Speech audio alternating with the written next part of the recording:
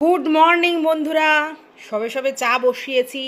এখন চা খেয়ে আমেজ তৈরি করার পালা। আর এদিকে দেখো বোতল খালি হয়ে আছে, এই সব জল রাত্রিবেলা খাওয়া হয়েছে। আর এই দেখো আমি ডালটা সিদ্ধ বসিয়ে দেব, কারণ রান্নাটা তো শুরু করতে হবে।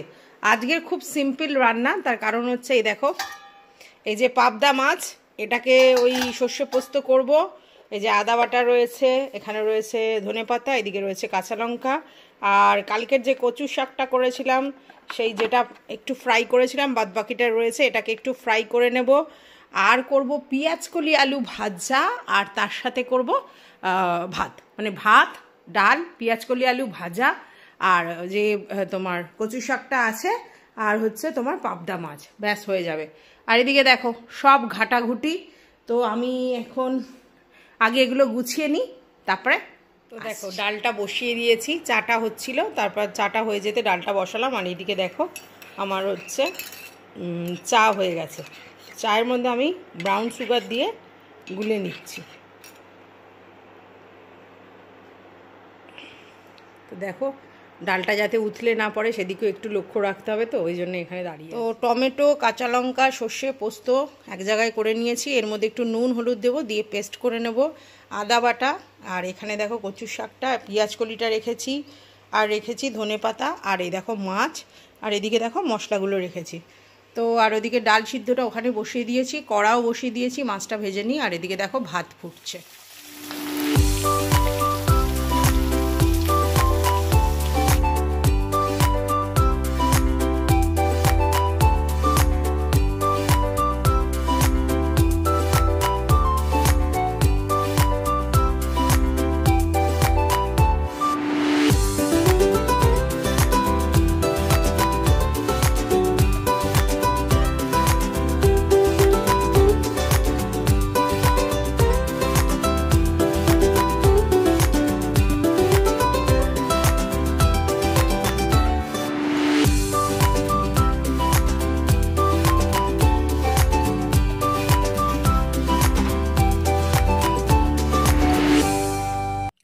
তো এগুলো কাস্তে বসিয়ে দিলাম গরম জল করে, তার মধ্যে সার্ফ দিয়ে ন্যাতাগুলো সব ভিজিয়ে দিলাম। আর এদিকে গ্যাসটা মুছে নিলাম, আর বোতল সব খালি করে ফেলেছি, সিঙ্কটাও পরিষ্কার করে ফেলেছি, আর এদিকে দেখো বেসিনটাও পরিষ্কার করে ফেলেছি। মোটামুটি এদিকের কাজকর্ম মানে শেষের দিকে আছে। আর এদিকে দেখো বাবুর কিছু জামা কাপড়, সেগুলো আমি একটু হাতে কেচে নেব, তাই জন্য সার্ফ দিয়েছি। আর এখানে কিছু বাসনপত্র মেজে নিয়েছি। আর এদিকে দেখো ঘরদোরগুলো যেরকম সেরকমই রয়েছে। একটাই জানলা খুলেছিলাম কারণ বাইরে মেঘলা ছিল। আর এদিকে দেখো এই ঘরটাও একটু দেখিয়ে নিই। আর এখানে দেখো খাবার দাবার সব রেডি করে রেখেছি, খেতে হবে। আর এদিকে দেখো তোমার হচ্ছে এই বিছানাটাও গোছানো হয়ে গেছে। একটু লাইট জ্বালতে হচ্ছে কারণ একদম বাইরেটা মেঘলা করে আছে। আর এদিকে দেখো মুন্নু রানী বসে আছে। আর এই ঘরদোরও পরিষ্কার করা হয়ে গেছে। এখানে 2-4টে জামা কাপড় রয়েছে বাবুর, আর কিছুই নেই। তো ওভারঅল সমস্ত ঘরটাই তোমাদেরকে ঘুরিয়ে দেখিয়ে দিলাম। তো রান্না আমার কমপ্লিট, এবার খাওয়ার পর্ব চলবে, তাই জন্য তোমাদের একটু শেয়ার করে নিচ্ছি। এদিকে দেখো থালা গ্লাস আমি সব রেডি করে রেখেছি। আর এদিকে দেখো গরম ভাত হয়ে গেছে। আর তারপরে দেখো এদিকে ডাল, মুসুর ডাল ধনেপাতা দিয়ে, এটাই আমরা বেশি খাই শীতকালে। অনেক সময় মটরশুঁটি দিয়েও খাই। আর এই দেখো পাবদা মাছের ঝাল, তোমার হচ্ছে সর্ষে পোস্ত দিয়ে। আর এদিকে দেখো আগের দিনে যে একটা মাছ ছিল, ভেটকি মাছ, সেটাকে রেখে দিয়েছি। আর এদিকে দেখো কচুর শাকটা, সেটাকে করে নিয়েছি। আর এদিকে দেখো পেঁয়াজ কলি আলু দিয়ে ভেজে নিয়েছিলাম। মোটামুটি ওভারঅল এই রান্নাই হয়েছে, বেশি রান্না করিনি। আর এদিকে দেখো মুন্নি খেয়ে দিয়ে শুয়ে পড়েছে। হ্যাঁ, মানে ওর বিছানাটা আজকের বাবু করেছে এলোমেলো করে, যাই হোক এখন শুয়েছে, পরে আবার বিছানা কাঁথা ঠিক করে দেবো। আসলে ঠান্ডা পড়ে গেছে তো ও একেবারে মেঝেতে শুতে চায় না, ঠান্ডা লাগে, স্যাঁতস্যাঁত করে। ওকে বললাম এই খাটটার মধ্যে শুতে, কিন্তু কিছুতেই শুলো না, ও এইখানেই শুয়ে পড়ে আছে। কি বলবো বলো। আর এখন একটু ভারী হয়ে গেছে তো খাটে উঠতেও পারে না, ওই জন্য ও নিচেই শুয়ে থাকে।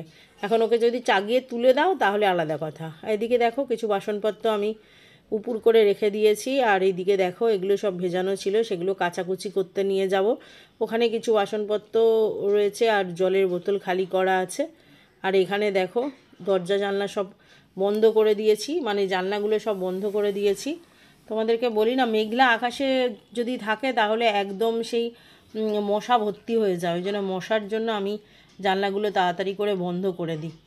আর এদিকেও দেখো এই বিছানাটাকে আমাকে একটু গোছাতে হবে, এটা এখনও হয়নি। যাই হোক দেখো গুছিয়ে ফেললাম, গুছিয়ে তোমাদের সঙ্গে শেয়ার করে নিচ্ছি। আর এদিকেও জানলাগুলো সব বন্ধ করে দিয়েছি। সব কাজ সেরে এই গা ধুয়ে উঠলাম, উঠে এই দেখো চুলঠুল আসছে, এই যে লিপ গার্ড লাগাচ্ছি। হ্যাঁ, লিপ গার্ড বেচুর মায়ের জন্য কিনে দিয়েছিল, সেই লিপ গার্ড লাগিয়ে এই যে হাত দিয়ে ঘষছি ঠোঁট নরম রাখার জন্যে। তো যাই হোক, এখন তোমাদের সঙ্গে একটু কথা বলতে এলাম।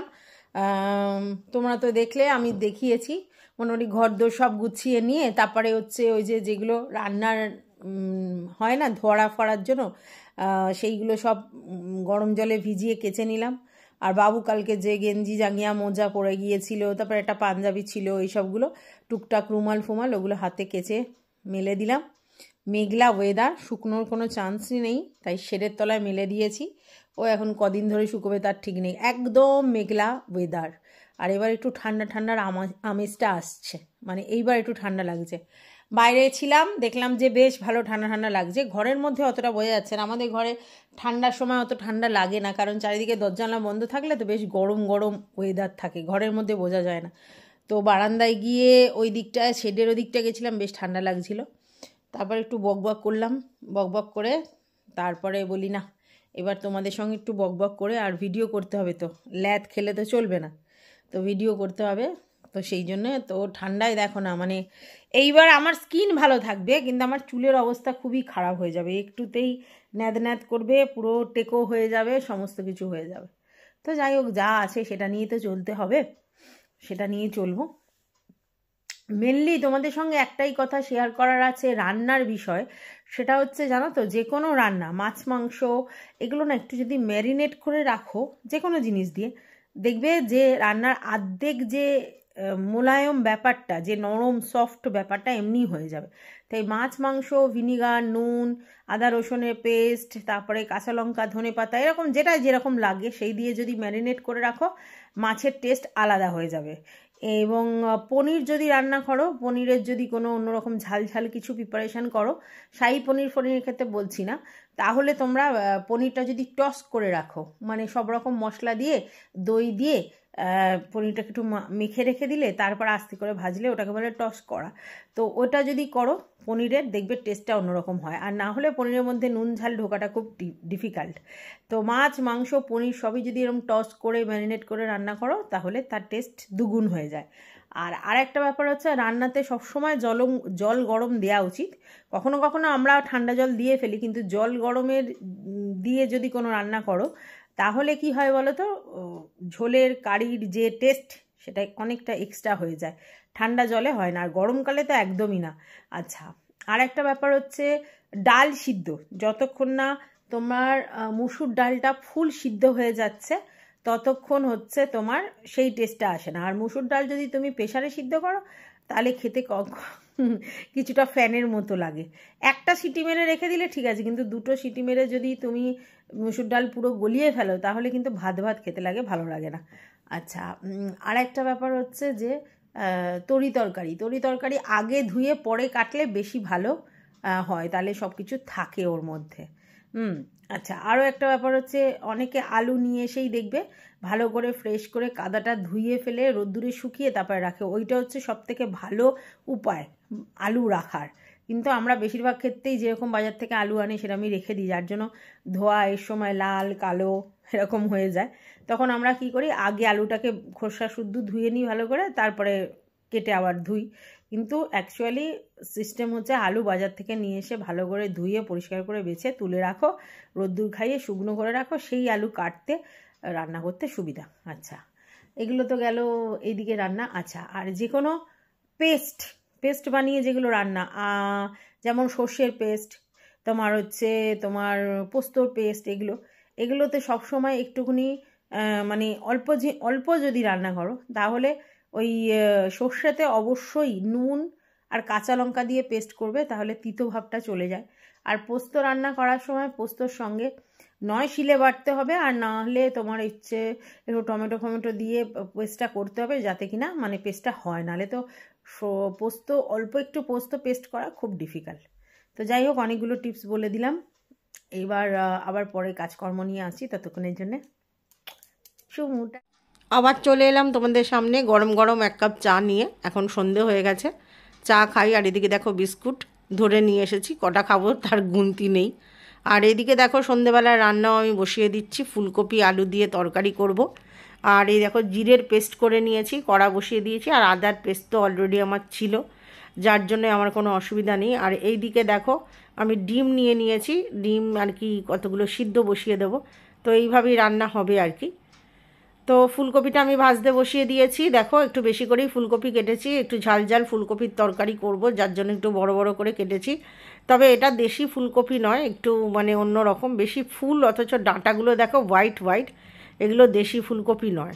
দেশি ফুলকপির হচ্ছে ফুলগুলো অল্প থাকবে আর ডাঁটাটা বেশি থাকবে, আর ডাঁটাটা গ্রিন কালারের হবে, দেখলে তোমরা বুঝতে পারবে। আর এদিকে দেখো আলু আর টমেটোটা রয়েছে, ফুলকপিটা ভেজে নিয়ে তারপরে আমি আলু আর টমেটোটা দিয়ে ভাজবো।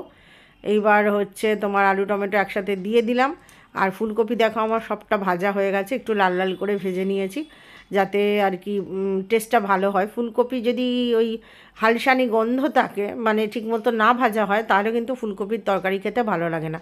আর এদিকে দেখো আমি ওই জিরের পেস্টটা পুরোটা দিয়ে দিলাম, তার মধ্যে জল দিয়েছিলাম, তার কারণ নালে শুকনো শুকনো জিরের পেস্ট ছিল, তো সেটাকে ফোটাচ্ছি। এর মধ্যেই আমি কপিগুলোকে দিয়ে দেবো, তাহলে কী হবে, এর মধ্যেই সিদ্ধ হতে থাকবে। আর সামান্য কিছুটা যদি জল লাগে লাগাবো, তারপরে আর বেশি জল দেব না। এই দেখো আলুর মধ্যে মানে আর কি মশলাটা দিয়ে কষে আর আমি ফুলকপিটা দিয়ে দিলাম। এর মধ্যে আমি ডিমগুলো সিদ্ধ করে নিয়েছি, মানে করছি নুন দিয়ে। আর এদিকে ফুলকপিটা বসিয়ে দিয়েছি। নুন দিয়ে ভিনিগার দিয়ে ডিম সিদ্ধ করলে ডিমের খোলা ছাড়াতে সুবিধা হয়, এটা আমি আমার এক ভিউয়ার্সের কাছ থেকেই শুনেছি ভিনিগারের কথাটা। আমি নুনের ব্যাপারটা জানতাম। তো দেখো এইদিকে আমার রুটি সব হয়ে গেছে। তো আজকের ডিনারে হচ্ছে রুটি, ফুলকপির তরকারি আর ডিম সিদ্ধ। তোমরা কে কে ফুলকপি খেতে ভালোবাসো সেগুলো আমাকে অবশ্যই জানিও। দেখেছো ফুলকপিটা বেশ একটু কষা কষা টাইপের হয়ে এসছে, বেশি ঝোল টাইপের রাখবো না, কেন রুটির সঙ্গে খেলে একটু কষা কষা ফুলকপি হলে খেতে ভালো লাগে। তো মোটামুটি এইদিকে হচ্ছে। অনেকে খুব ছোট ছোট করে ফুলকপি কাটে, আমার একদম ভালো লাগে না। ফুলকপি যত বড় বড় হবে আমার দেখেও খেতেও ভালো লাগে। তো ডিম আমার অলরেডি ছাড়ানো হয়ে গেছে। হ্যাঁ, আমরা রাহু, তাই জন্য একজন দুটো করে ডিম খাই। আর এদিকে দেখো মাছটা আমি বের করে রেখেছি বরফটা ছাড়ানোর জন্যে। আর দেখো বাবুর প্লেট করে দিয়েছি, দুটো ডিম সিদ্ধ, ফুলকপির তরকারি আর ডাল। ডাল ছাড়া ও খেতে পারে না। আমি এখন অর্ধমৃত। মানে দেখো পুরো অবস্থা খারাপ হয়ে গেছে। লাইভ দেখার পরে, নিজে লাইভ করে তারপরে আবার ভিডিও করে, সেটা এখনো এডিট করিনি, তারপর হচ্ছে এই যা ভিডিও তো আমার কমপ্লিট করা হয়নি। হ্যাঁ, মানে শেষ করা হয়নি, তোমাদের সঙ্গে কোনো বক্তব্য রাখা যায়নি। তাহলে বেটা আমি কি করলাম? সারাদিন শুধু কাজ দেখালে হবে? একটু তো নিজের মুখ দেখিয়ে একটু তোমাদের সঙ্গে মিষ্টি মিষ্টি কথা বলতে হবে, তাই না? তো সেটাই ভুলে গেছি, পুরো গুলে মেরে দিয়েছি। আর এখন তোমাদেরকে আমি গুড নাইট করতে এসেছি, অ্যাকচুয়ালি গুড মর্নিং হওয়ার টাইম হয়ে গেছে, বুঝেছো তো? তো যাই হোক, তোমরা তো জানো আমার অভ্যেস কতটা খারাপ কতটা খারাপ। তো সেই জন্যে এখন তোমাদেরকে আমি গুড নাইট করতে এসেছি। ব্লগিং দেখবে, আর সেখানে আমার মিমিক্রি দেখবে, কমিক দেখবে, তারপরে হচ্ছে আমার চোখ মুখ বাঁকানো দেখবে, অঙ্গভঙ্গি দেখবে, তবে তো আমাকে লাইক করবে বলো? সেই ঘষা পিটা জিন্দেগি, শুধু মানে কাজ করছি কাজ করছি কাজ করছি। আরে কাজের পরেও অনেক জিনিস থাকে ভাই, আর ইয়ার্কি মারা, আড্ডা দেয়া, গল্প করা, এগুলো তো থাকে। আর আরেকটা জিনিস থাকে পিএনপিসি করা, সেটাও করা যেতে পারে, কি ভিডিওর মাধ্যমে করা যেতে পারে না? তার জন্য তো কন্ট্রোভার্সি চ্যানেল আছে, আবার এখানেও করব না? আমাকে বিশ্বাস নেই, সব জায়গায় গিয়ে পিএনপিসি করা আমার অভ্যেস, তাই তো না? সেটা করছি না। এখন ব্লগিংটা শেষ করে দিচ্ছি। সবাই সুস্থ থেকো, ভালো থেকো, সাবধানে থেকো। আর আমার এই চোখের কাজল ইগনোর করো, চারিদিকে ঘেপটে পেপটে গেছে। তো এখন আমি ওই ভিডিওটা এডিট করে আর তারপরে কখন শুতে পারবো জানি না। তো টাটা সবাইকে, টাটা।